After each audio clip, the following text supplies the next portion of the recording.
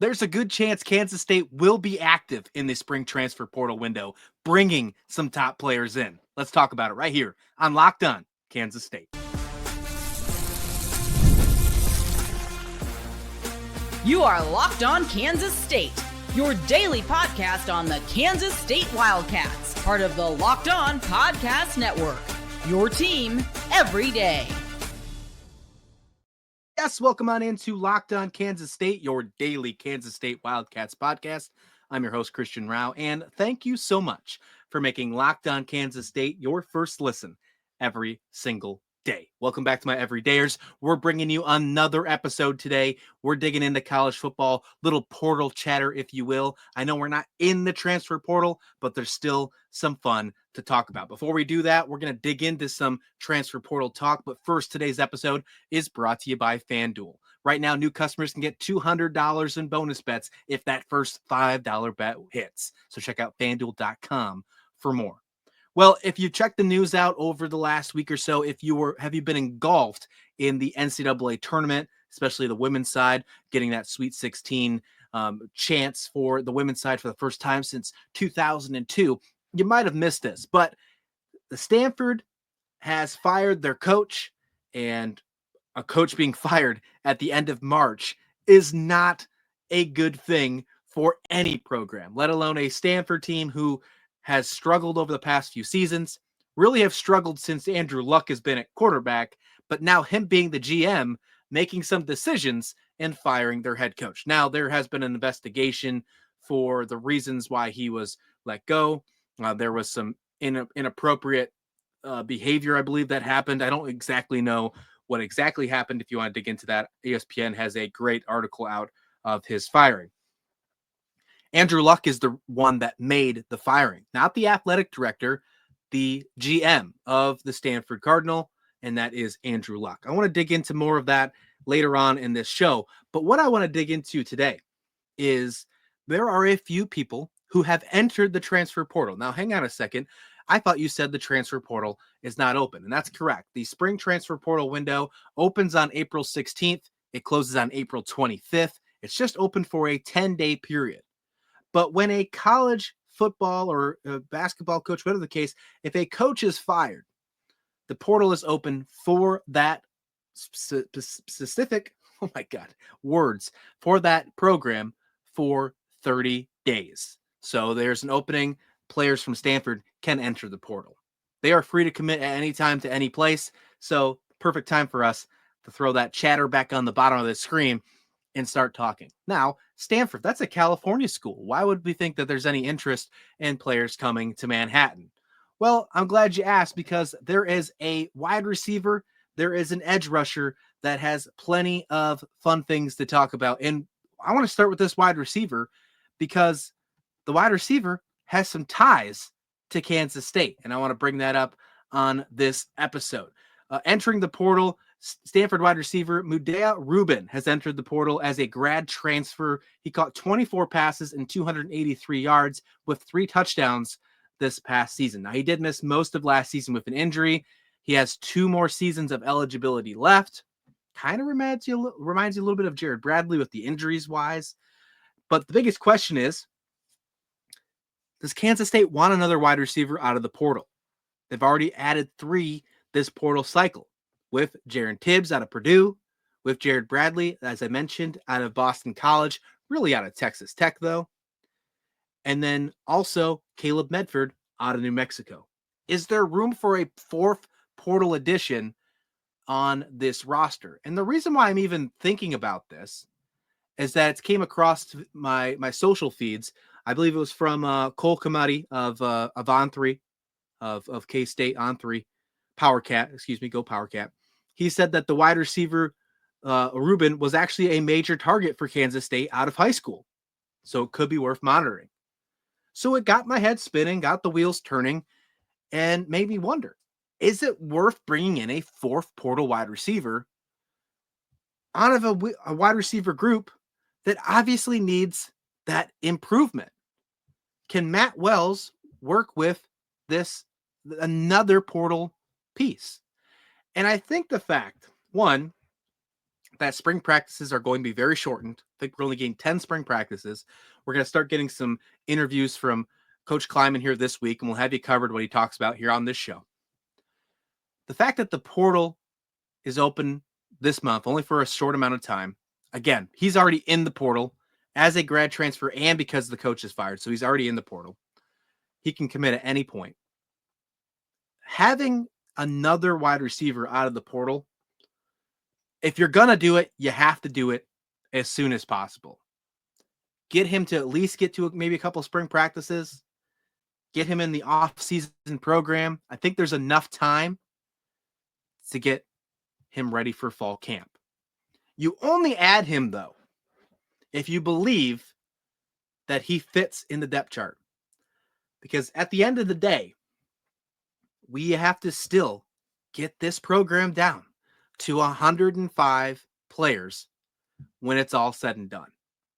Before fall camp opens, this roster, which right now, the unofficial count that I'm seeing is about 125, could be 124. There has been some players who have been already told to enter the portal or leaving. They haven't been official yet, but I'm seeing about 124. So that means there's about 20 players who have to leave this program that are currently wearing a Kansas State Wildcats helmet.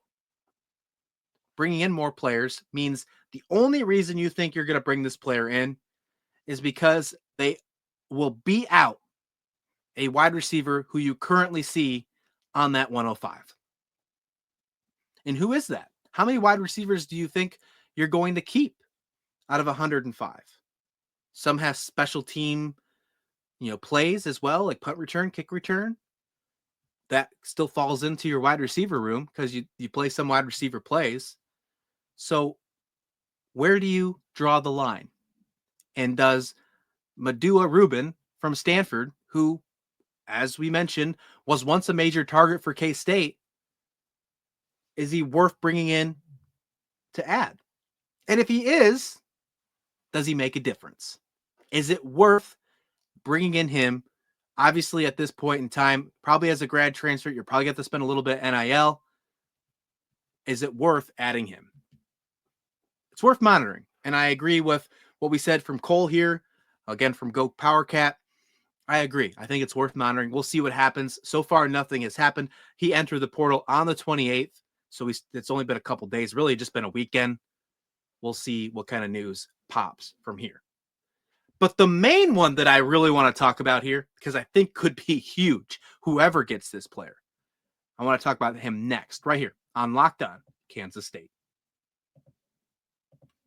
Well, March is here, folks. March Madness is here, and FanDuel is giving you the chance to get in on the action like never before. Right now, new customers, you can get $200 in bonus bets when your first $5 bet hits. That's 200 extra bucks to use on everything from buzzer beaters to Cinderella stories, and even who's cutting down the nets. I wonder what the over-under for Stanford is this year now with our friends at FanDuel after the firing, and I would say a mass exodus of people in the portal. We're going to talk about 2 players today, but there are multiple players heading for that portal after the news. So visit FanDuel.com, get started, get in on the college hoops action all tournament long. And of course, as I mentioned, you can bet on futures for college football as well. We're talking about that today over under Kansas State. You want to get the opening lines of Farmageddon in Dublin? That's there. Check that out on FanDuel.com.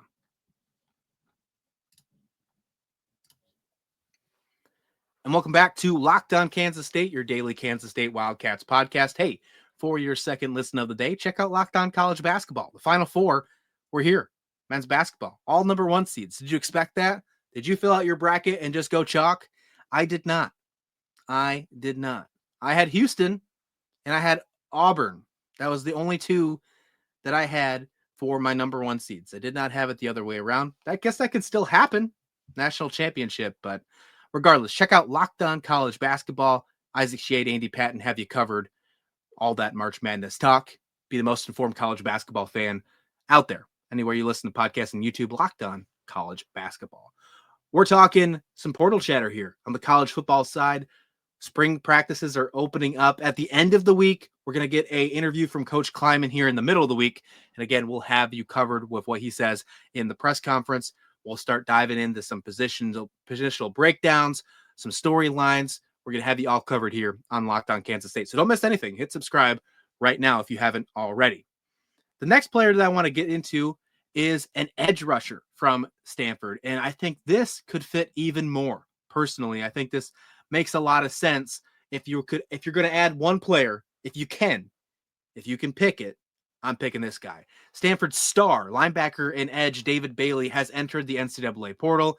He's had 14 and a half sacks in his career. Last season, he had 31 tackles, 8 tackles for a loss, and 7 sacks in the 2024 season. According to our good buddy Spencer McLaughlin at Locked On College Football, NFL caliber edge player, a former blue chip recruit, he says, quote, someone is going to get a difference maker.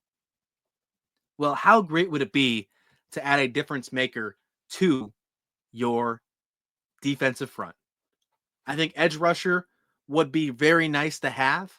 There are some really good players we have on our defense, but just adding one more piece and a proven player at the Power 4 level in Stanford. I mean, when you're shining on a team that has not been successful and you're shining as a, quote, NFL caliber edge player, I want that guy on Kansas State. That's worth putting the NIL money out for. That is obviously going to beat out a player on this roster that would make the 105, because not 105 players are NFL caliber players on Kansas State right now. That's just a natural fact, folks. Adding David Bailey would be huge. I don't have any rumors or processes or even the fact that he's had any contact with Kansas State.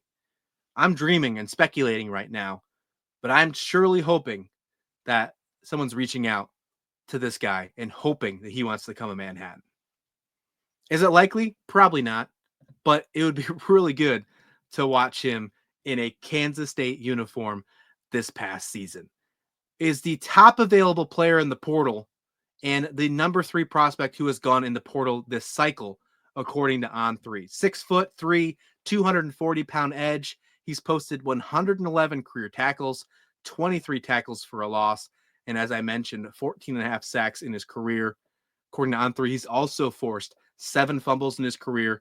His decision to enter the portal comes days after Stanford and Andrew Luck decide to fire Troy Taylor. I mean, it's crazy. It is a crazy feel. Imagine this. Imagine if we are right now getting ready to start spring practice and Kansas State just fired Chris Kleiman. You would expect that multiple players would leave for the transfer portal. Multiple players once that spring window opened. And you don't have to wait for the spring portal open if your coach is fired. You have 30 days.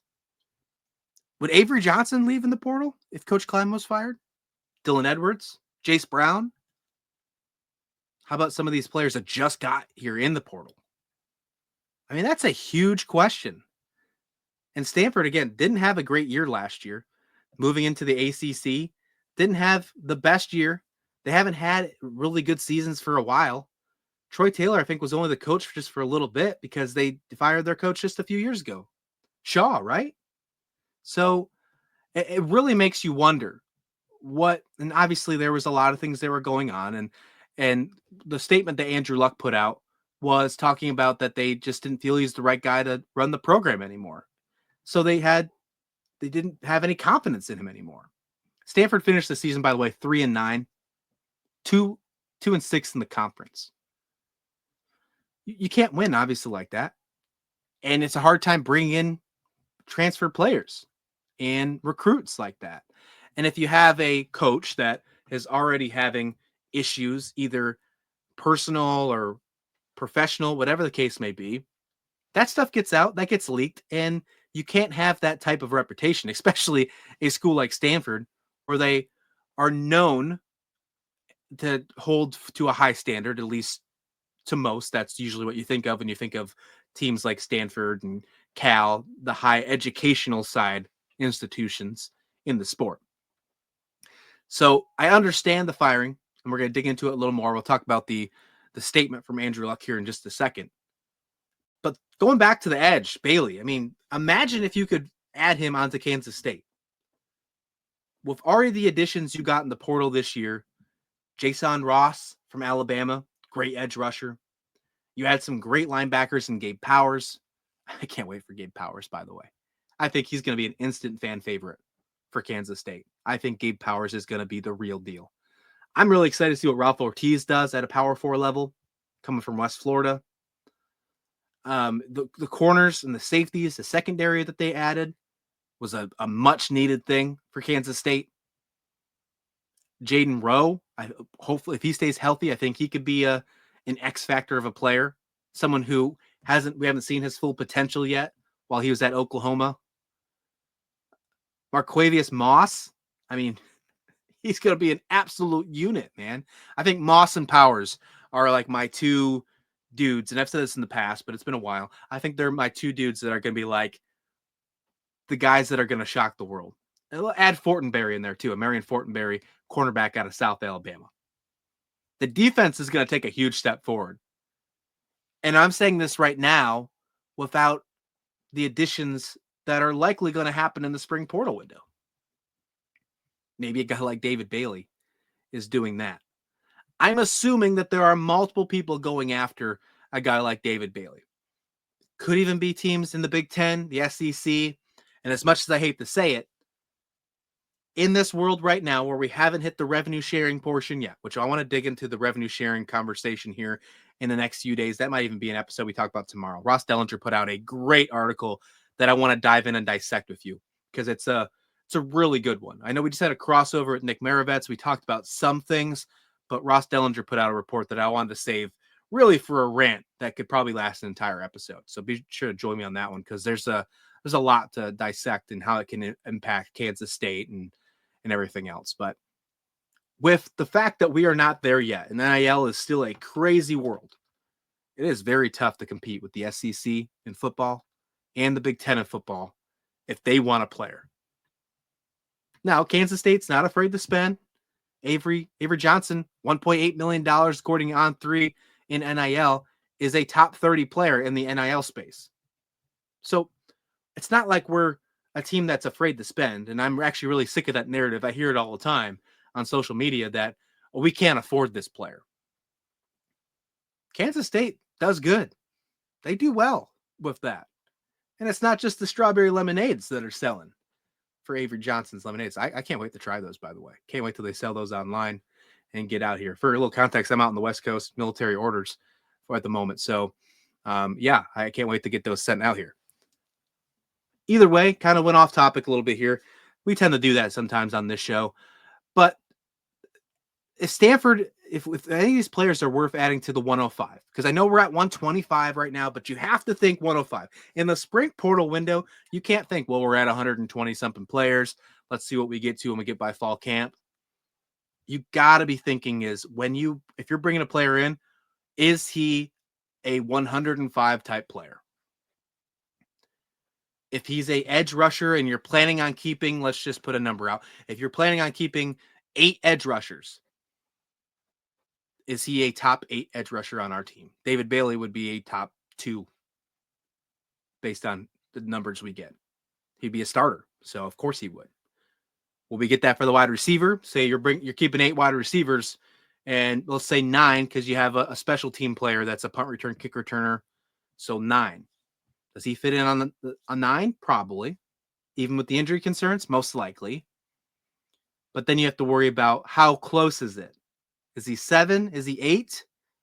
If he's that, then maybe he doesn't want to come, 1. And 2, is the NIL worth the squeeze? So you got to dig into that portion as well.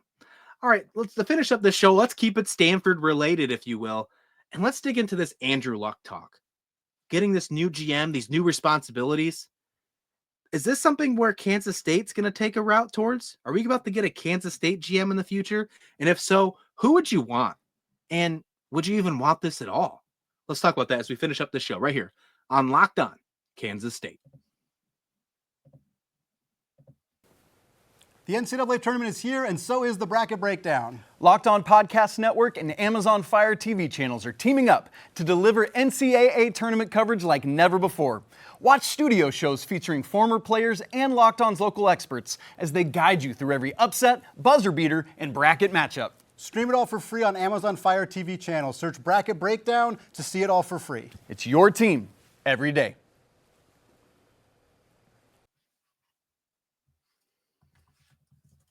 Welcome back to Locked On Kansas State, your daily Kansas State Wildcats podcast. We're talking transfer portal.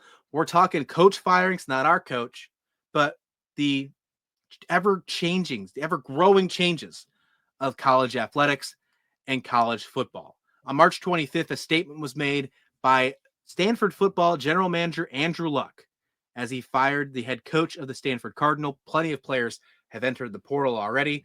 As I mentioned, the spring portal is not open, but when a coach is fired, that university portal opens for 30 days. So they get an extra chance to decide if they want to stay with the new coach as they begin a head coaching search. Stanford has yet to hire a new coach as of right now, as of this recording, and we're heading into April. It's a crazy feeling. Will they even have a long-term coach by the spring portal window? If not, you're probably not going to bring anybody in the portal either. So you could probably assume if you're doing, I'm sure that the lines have already done. I'm sure our buddies at FanDuel have already figured it out, but I'm sure the over-under for Stanford is quite low. And it might not be low enough heading into this next season. But he comes out with a statement. Andrew Luck says, I took the role of Stanford football general manager with a strong vision for building a new winning era for our football program. Must be thinking a long-term era here. Stanford has always set the standard for excellence with our university's unique leadership in both athletics and academics, and I have no doubt that our program's best days lie ahead. Then talks about yada yada. After consideration, it is evident to me that our program needs a reset. Well, 3 and 9 will do that for you. In consultation with university leadership, I no longer believe that Coach Taylor is the right coach to lead our football program. Coach Taylor has been informed today that the change is effective immediately. Well, he didn't beat around the bush for it. I mean, I guess we could say that. That is something that you usually think of after consideration. We believe that, that he was straightforward, saying no longer believe he is the right piece. And I give respect to that. It's still a wild move to do in March. I think their hands were tied because of the ongoing investigations and the accusations and all the cases that was going on. But regardless of it, he talks about some other things, saying like Stanford's his home, wants to thank the coach, blah, blah, blah, all that stuff, the normal jargon as well. But what I want to get onto as we finish this episode is this general manager thing. It's crazy, right? And how much power is actually given to them, and should it happen? And what does that mean for the athletic director now? Usually when a coach is fired or multiple coaching things don't work out in the future, the athletic director is to blame, and then they fire the athletic director, and that's when the reset happens. Is that shifted? Is the athletic director more safe now, or are they at more of risk? If the general manager, in this case Andrew Luck for Stanford, is making the hiring and firing decisions, well, we don't know about hiring, but at least the firing decision, what does that mean for the athletic director? Does that put him on a different pedestal in the eyes of Kansas State? If we would hire a GM, what would that mean for Gene Taylor? What would that mean? Would he have a more hands-off approach? Who would be the Kansas State football general manager? Would it be Darren Sproles, who was looking in the coaching this last season? Was talking about possibly being in the NFL for a coaching job. How about Tyler Lockett, who was just released from the Seahawks, haven't signed yet? Maybe he retires, helps out his old alma mater. Would you want one of those players? Is a former player the right call for being a general manager, or should you take a more business-sided approach? Like when you think of the NFL and you think of GMs, with the exception of the 49ers, I think, what other former players are GM? I don't think there's any other ones. I could be wrong. Maybe it could be one more, like Ozzie Newsome. I guess that's one, right? But other than that, it's more of a person who was built and developed for that role, went through the channels, not former player turned GM. Now, obviously different responsibilities, but regardless, is this a route that you want Kansas State to go down? I don't know if I have an answer for that yet. And this is just football. Does that mean basketball gets one? Should every program in the Power Four go this route? Should there be a basketball general manager that helps with recruiting and NIL and this new world with this revenue sharing that's starting, helping split up the $20.5 million that might be the number once this hearing comes out in the first week of April? I don't know. Let me know your thoughts because I want to hear that. I'm interested. This is an open dialogue here because I truly do not know this answer if I would like Kansas State to have a general manager. Does it sound cool? Yeah, I mean, if you're playing like NCAA game or whatever, and you have the opportunity to add Darren Sproles as your GM, I mean, count me in, right? But like long term and like actual realistic things, do you want that? What if it goes wrong? Like, let's just say people love Andrew Luck for what he did at Stanford. There was an entire NFL campaign for the Indianapolis Colts that fans would hold signs saying "suck for luck" because they wanted him. He retired early, and it was like the biggest shock the NFL has ever seen in the last 20 years. What if this goes wrong? Now, obviously, this case is different, but like him as the general manager, I mean, not this decision of firing the coach. What if this goes wrong? And then the fan base thinks of Andrew Luck as a failed GM instead of a legendary player for the university. Do you want that for Sproles or Lockett or anybody? I don't know. That's where I feel different about. And what kind of assets do they actually do? What roles? It's a made up job right now. There's no guidelines for it. Like most things in college athletics, there's no guidelines. So let me know what you think about this GM role and if Kansas State should take this route. Let me know in the comment description below. We'll be back here with another episode soon. Again, as you've seen on this channel, we are absolutely cooking. April is going to be huge, folks. Huge. So be sure to join the conversation, join the ride, hit subscribe, and join the Locked On Kansas State community. But until then, please like this video, please subscribe. And this has been Locked On Kansas State.